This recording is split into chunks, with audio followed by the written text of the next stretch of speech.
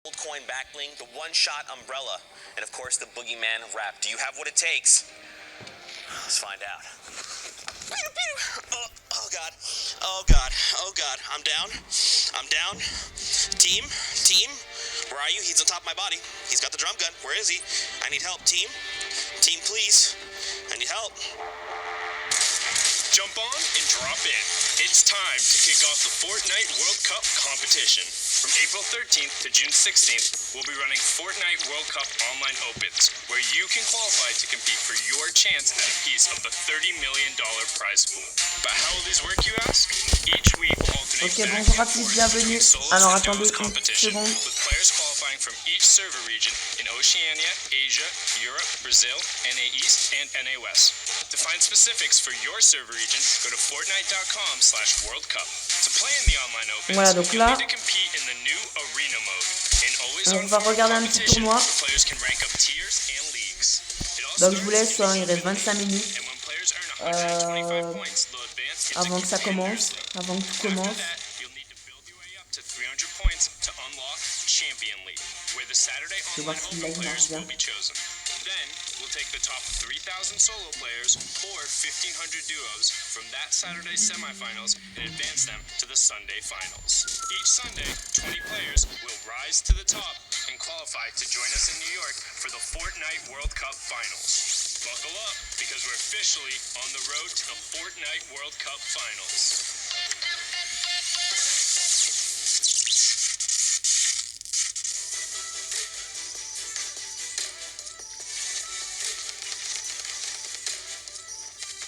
What's up, Fortnite fam? Sundown here, and today we're going to cover some of the basic terminology you should know when watching competitive Fortnite. If you're familiar with high-level gameplay, these should be commonplace and a nice little refresher. If you're a little newer, buckle in, because you're about to learn up. Rotations. A rotation is the path a player or team takes to get from their current location to the next safe zone. Rotations cover not only the direction the players choose to pass, but also the method they use to get there. Pour les gens qui viennent sur le live ou la rediffusion, etc., n'hésitez pas à avancer à plus de 30 minutes, d'accord, pour voir normalement, pour voir le tournoi. Enfin, les joueurs, voilà. What type of engagements they'll be facing, and whether or not they're at an advantage or disadvantage. Gatekeeping. Gatekeeping is when a player who is secure inside the safe zone puts pressure on an opponent who is forced to rotate because of the storm closing in on them. The gatekeeper is able to get uncontested shots onto the opponent, as they are forced to move due to not wanting to take damage from the storm. You will see a lot of top players utilize this in order to create opportunities to get eliminations and points. High ground advantage. High ground advantage is when you have a height advantage over your opponent and are looking down on them. Having the high ground enables you to have more access to information and easier ability to take and hit shots. You will frequently see players battling for high ground in all stages of the game, but in particular during the late game. The ultimate high ground is generally the player or team who controls the highest level during the final circles, and they have a number of advantages. They are typically the least threatened, can decide when to drop down and start taking fights, and also have great angles to punish opponents with AoE weapons or rifle fire. Low ground warrior. The next term is the opposite of the high ground. The low ground warrior is the player looking to sweep along the ground floor, taking close quarter combat fights and forcing opponents to make the first move. This can also be efficient because it often doesn't require as many materials or as much of a risk to gain control of, but can also lead to being in a lot more chaotic of an environment. Backside of the storm. Speaking of chaotic environments, our next term is possibly the most perfect embodiment of this. The backside of the storm is when the safe zone is closing in towards a new one and the players are clustered in towards one edge. Generally, it is very high density of competitors, and you will find a lot of interactions, engagements, disengagements, and eliminations occurring at this point, particularly for those low ground warriors we just talked about. One by ones. 1x1s are the most basic proponent of building in competitive Fortnite. This is when a player boxes themselves in using their own builds, environ une making them vingtaine de safe from minutes, outside je vais fire. essayer de commenter un This petit peu technique can be expanded la on to partie. allow for Voilà, players to pour take voir, control of the space around them. comment ça bouge, pour voir, etc. Pour voir si tout va bien. À la rediffusion, je vais voir si je peux publier ça sur YouTube. Parce que ouais, avec les droits d'auteur, etc. Mais à mon avis, je pense que je peux. C'est pas un souci. This is typically done by putting out floors and ceilings in either a straight or diagonal Comment je path, supprime then covering your si sides YouTube me with demande de walls supprimer, pas as de you souci. advance. This allows players without utility to rotate for maximum safety. 90s. 90s are when players utilize vertical 90-degree rotational building in order to build upwards as fast as possible, while also remaining covered. This enables players to try and gain high ground advantage or outplay their opponent to get a quick, different angle. You'll frequently see them used in mid-game build fights or in endgame scenarios where players have to build up very quickly. This has been a quick rundown of the common competitive terms that are frequently used on broadcast. If there are any other terms you're unfamiliar with, let us know using the hashtag Fortnite World Cup and asking for an explanation. We hope this helps you level up, and we'll see you all on the battle bus.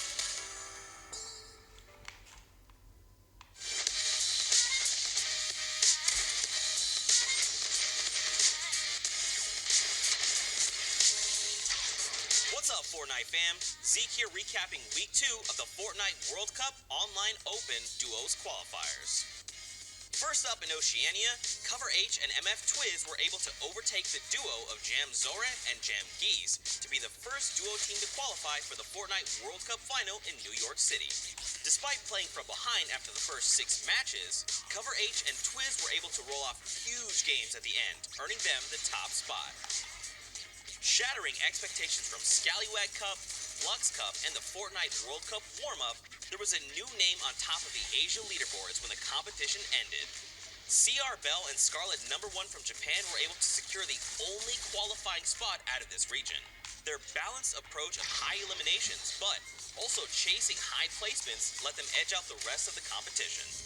Their final match earned them 14 points, putting them in first place with a 3-point lead. Europe proved to be a battleground for its 4 qualifying spots. Requiring 58 points in the semifinal to even compete on Sunday, those top 4 places would be difficult to obtain. In the end, Energy's Benji Fishy and Mr. Savage M took the top spot, with familiar names like Secret Mongrel, Atlantis Vitro, E11 Stompy, and E11 Tachinkin just behind them in 2nd and 3rd place. Lootboy Scram and Mexi took the final spot, pushing out Solary's Airwalks and Nikov in the very last match with a 20-point performance.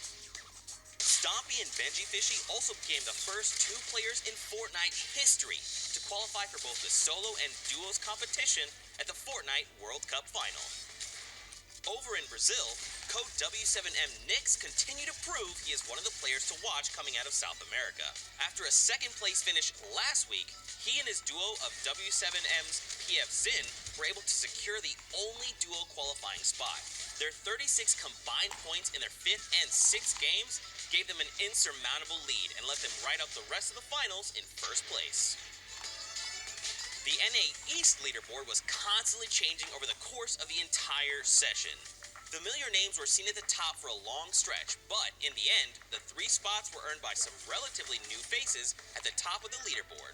OT Spades and Wolfgang Krims were able to take the #1 spot with 90 points, ending with an incredible 14 points in the final match. The Misfits duo of Clicks and Skeptic were also able to put up a couple of huge matches at the end, securing them the 2nd spot at 87 points. Envy's Linane, who just missed qualifying for solos last week, and LG's Tyler 15 were also able to earn 87 points, putting them 1 point ahead of 4th place and booking their trip to the final. The last region of the day had 6 different teams vying for the single qualifying spot. Ultimately, Arkham 1X and Bloom Falconer were able to hold off a couple of last-minute surging teams. The duo had only played together for 3 days before the event, but were able to use their consistent performance to earn 99 points and be the 11th duo to qualify for the Fortnite World Cup final. Congratulations to those who have qualified, but don't forget there's still more Fortnite competition on the horizon.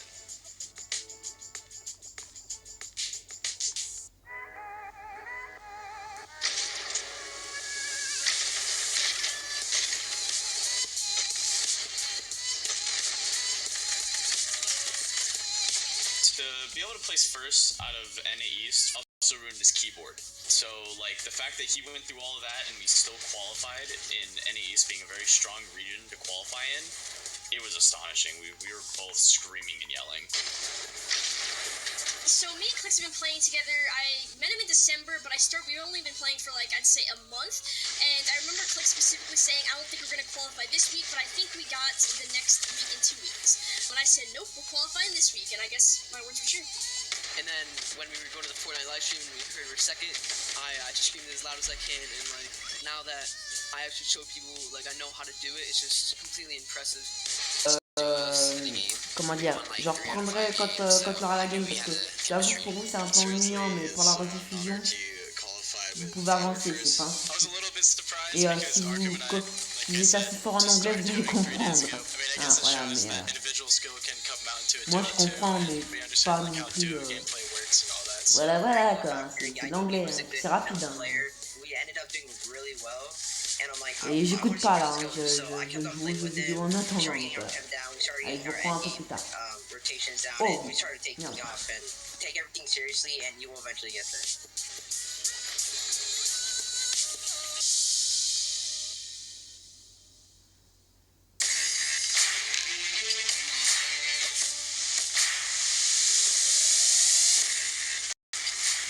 In week 4, we were back to duos, and Oceania, Asia, and Brazil were all playing for prize money. The competition was fierce in Oceania, as players aimed for first place. 3 teams were battling it out for the top spot: Jam Zora and Geese, Jalen and Skyla, and the ghost duo of Zarbi and Trapped. In the end, Jam Zora and Geese took first place with an insane score of 132 points. In week 2, they were 2 points short of qualifying, and with their insane performance in week 4, expect them to come back even stronger in week 6. Over in Asia, Top Banny and Faxbox have been a dominant duo, but in week 4, their teammates Top Hunt and Ming stole the show with their phenomenal 117-point score, 6 points clear of the next duo. T1's Quicks and Medusa were just behind them with 111 points, and just behind them were KGA's Sexy Boy and Backho. Asia has proven time and time again that the region is stacked, and we expect them to continue bringing the heat in coming weeks. While the action has been heating up in Asia, Brazil has been flying under the radar, with their top players having outstanding performances. 9Z Santided and 9Z Zeko don't be surprised to see them pop off in huge ways. Speaking of insane, let's talk about Europe, which had 4 qualifying spots up for grabs. EU played their hearts out as they went head-to-head vying for placement. E11 Stompy and Tachikin qualified for finals back in week 2. And in week 4, they were back with a vengeance as they dominated the battlefield and snagged the number 1 spot. Because they had already qualified, 4 spots still remain as Gambit's Flexi and Letwith punched their tickets with 87 points. Cooler Nyrox and Aqua took the next spot with 86 points. 3 teams battled it out for the remaining 2 spots. But due to tiebreakers, VHV Crew and Chapix and Geo's Daedra and Miz secured the last 2 spots, holding off New G Booth and Nido. Man, EU is so good! In NA East, there were 3 spots up for grabs, and massive names battled it out as the leaderboards were constantly shifting. Ninja and Reverse 2K had an incredible start with a victory royale and a 2nd place in Game 2. They even went head-to-head with Tifu and Cloak in several of their games. But after an unbelievable set of matches, the dynamic duo of NRG Zate and Ghost Saf stood at the top ever seen. But out of nowhere, Nate Hill and Facefunk exploded into 3rd place. With only 2 games left, they had to drop huge games if they hoped to qualify. In an unbelievable swing, Nate Hill and Funk Bomb focused up and pulled off the unthinkable, picking up 38 points in their last 2 games. They edged out 100 Thieves, Cease, and Elevate by 1 point, earning the last qualifying spot and punching their tickets to the finals. NA West was the last set on deck with 1 qualifying spot. First place was overtaken several times, but in the end, KNG Leno and KNG Barl secured first with 90 points. In week 2, they placed 8th with 81 points, and after an interview on broadcast, Barl said he and Leno set their eyes on first place, taking time to practice with peers and do VOD reviews to improve their skills. Their hard work paid off big time, and they will face off against the best of the best in finals, ready to show the world what they've got.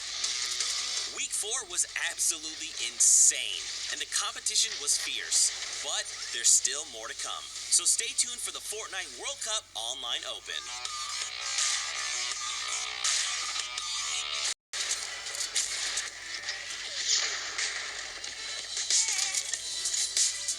I was in shock. Like, I was in Discord with like a lot of my friends and Leno, and we were like all yelling, screaming. I went to go tell my parents. My mom was crying. It was crazy. But there's a lot of top West players, and getting first feels really good, knowing that the grind pays off. Kovacsing, VOD reviewing, playing scrims, it all pays off. Like, knowing that you were number 1 out of like everyone in the region, it's just crazy. I still can't believe it. We qualified. I think the reason why me and Africa can do well on the format is because it's heavily points based, and we're pretty good at getting kills and playing together aggressively. So I think that's where we do well, because we can get a lot of kills early game and then get the loot we need to finish up the end game and win the games. When you're in the qualifying games, don't think that much about the leaderboard or what happens if you qualify. Just focus on the game and try to get as many points as possible. Ever since we first played together, we both felt like we had really natural chemistry, like our play styles meshed together really well. We knew that we had what it takes. All it took was a little bit more consistency, like maybe a pop-off game or two, and we would be qualifying. Like, if you want to get those necessary points, you need to be able to win those games where you have nothing. Is building your game sense, and playing scrims is for sure the best way to do that. This is a dream for us. We played really safe and play for the kill at the late game. We already play in squad together, and so practice we play all day at the night, practicing private game. So I think it's one of my biggest accomplishments Fortnite-wise, because it's just a massive, massive pool of people that have been grinding this game as well and trying so hard to get there. I'm sure it's at least 1 million that try to play for this, and to be top 3 out of that pool, it's very impressive to me. My family and friends are pretty hyped about it, and they've been supportive from pretty much the beginning. Yeah. I wouldn't say the beginning, because my mom definitely didn't get it at first. It feels good that I can say I qualified for it. It feels so good. I qualified for duos and solos within 4 weeks, and now I can just kind of relax, have the stress off my shoulders, play these tourneys, just enjoy it, and then just practice. I mean, in the end, I just want to win the World Cup.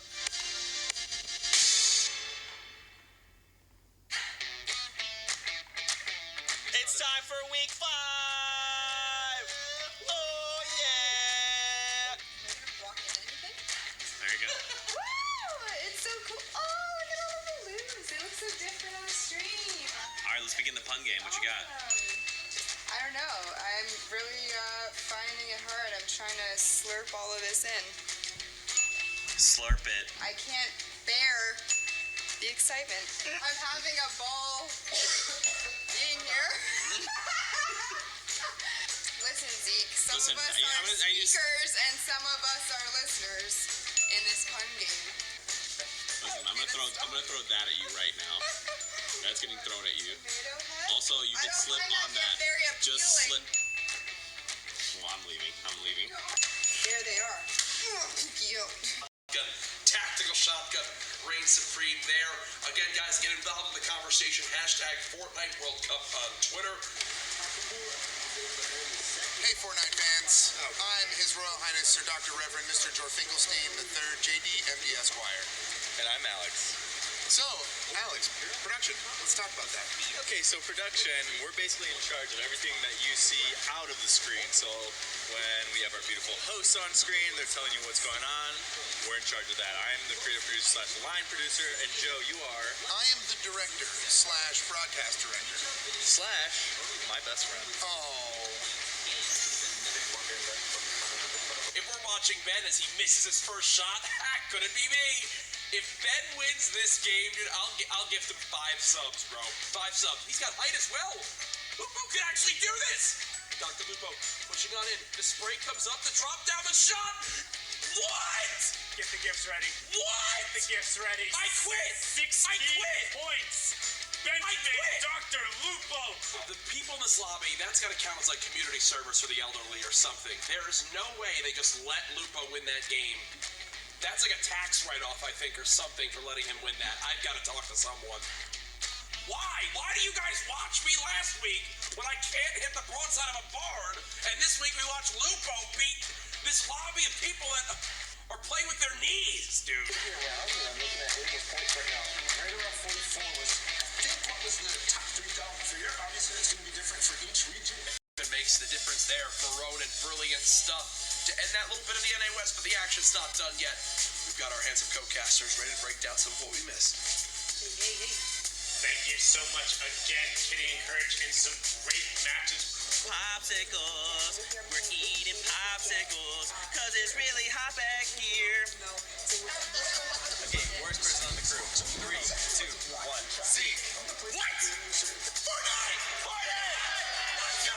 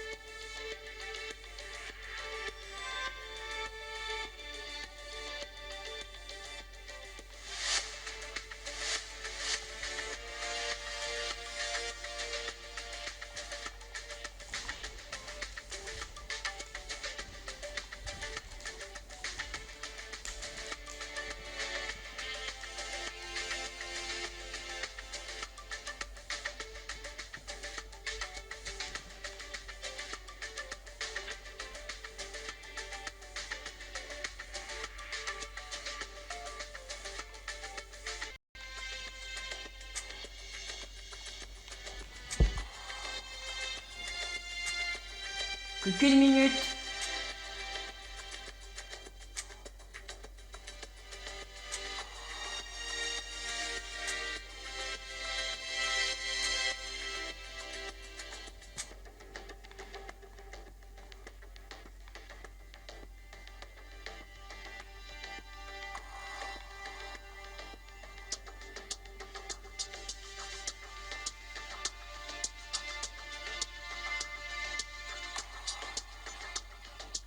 Plus que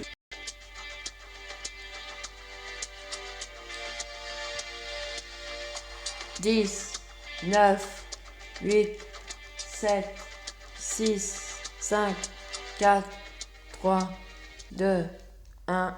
Bienvenue. Hello everybody and welcome back. It is finals day here for the Fortnite World Cup online qualifiers. I'm Golden Boy with a great crew of individuals here standing by. You have Sundown, you have Master D-Face, and you have Bala, who we established actually goes by the Brangelina name of Mala. So I'm really impressed with that. Zeke, nowhere to be found. There's Zeke, as a matter of fact. Zeke, I heard you had a wardrobe malfunction. I'm glad you're here, buddy. I'm good. Yeah, and go ahead and move forward and check out the schedule. You guys know this already, but let's run through it one more time. We start things off with Oceania and Asia. Then we're actually going to be taking a look at the European games. Then after that, we'll have a look in with Brazil, followed by NA East and NA West, just like we did yesterday. And how this competition works is very simple. Top 15, you get yourself 3 points. Top 10, you get an additional 2 points, making that a total of 5 points. When you hit top 5, you get 2 more points for a total of 7. And if you get the Victory Royale, first place, you get an additional 3 points for 10 points total, and each elimination counts for 1 point. But these players are not only playing for the qualification spots, which we'll get into in a second, they're playing for the $1 million prize pool. In 6 weeks, we've given away, well, now we're going to give away $6 million in prizing. $1 million spread across all the different regions. But while that's all well and good, this is what the players are going to be competing for today, specifically. The qualification spots. In Europe, there's 4 spots up for grabs. NA East and NA West have 3 spots and 1 spot, respectively. And then, for the entirety of Asia, Brazil, and Oceania, 1 spot for each region. So, the pressure is on, and there are not a lot of opportunities left for players to qualify. As you can see, Week 2 and Week 4 qualified players are on your screen, and they will be joined by a new set of players today. We cannot wait to find out who they are. And everyone's been getting excited about this on social media, and we actually have Sundown standing by to run us through it. We had some great reactions. We actually also got one of our results early on here, but we'll glance past that one. Everyone's very excited, though, for due reason. It's going to be a fun day, Sundown. Yeah, it's going to be a fun day indeed. I mean, like I said, it's fantastic for me because basically every single Saturday is Christmas Eve. I'm up from the start. We're on Pacific time, so right around 10 p.m. I'm there watching the Oceania games, watch every single one of those going through, watch most of Asia, and it's just so awesome. We'll see 11 duos end up advancing after today. And don't forget, we're playing on patch 9.01, so some changes coming in from the gameplay if you were watching last week that has been going through. Well, Sundown, one, you're a madman, because while you're doing that, I'm nestled in my bed, feeling nice, and I don't want to miss it, man. I can always rely on you. I can always rely on you. So you had mentioned the patch notes, patch 9.01. Some big changes coming in. The addition of the tactical assault rifle, which we saw put to great use yesterday. It is a great weapon that players have been really, I think, it's a great doorbuster strategy as well, right? As I think Mazda was really harping on it. No damage drop off for the for this particular weapon, and on top of that, it utilizes light ammo, which is the first assault rifle to do so, making it a pretty formidable weapon. Yeah, has kind of sort of replaced a lot of those compact SMGs, which did end up in the vault, but also just do want to highlight, Drum Gun did have an adjustment as well, so you can kind of see how the tactical assault rifle would end up fitting in there with the base damage reduction. Ballers have had their health reduced from 200 to 150, but because of an outstanding issue with vehicles and players being unable to exit them, they have been disabled in both the arena and the tournament playlist, so that one won't come into play. Also have a second page to just show you a little bit of what we talked about. That compact SMG going to the vault. I know, I'm so myth damage. Love you guys when you go up towards it and then you jump in, but it's not quite enough. That won't happen. Players flying through it, just like a zip line, you'll glide right with it. And additionally, after Storm Phase 5, zip lines will turn off. So none of the horizontal ones throwing you all over or those sky platforms pulling you off into the sky. But be aware of that because you don't get that rotation. We saw a couple people yesterday who had kind of emergency shadow bomb. Yeah, I was actually going to give a shout out to my boy Dubs. Read the patch notes, bro. Read the patch notes. Okay, it's right there. Okay, so we talked about the different regions that are competing in the Fortnite World Cup, and as Sundown had mentioned, some of those regions have already concluded their games. One of those regions is the Oceania region. They're going to New York City. Going to New York City, one of the 2 of the 3 duos who have now ended up qualifying through will have one more join us out of Week 10, but these guys were utterly absurd.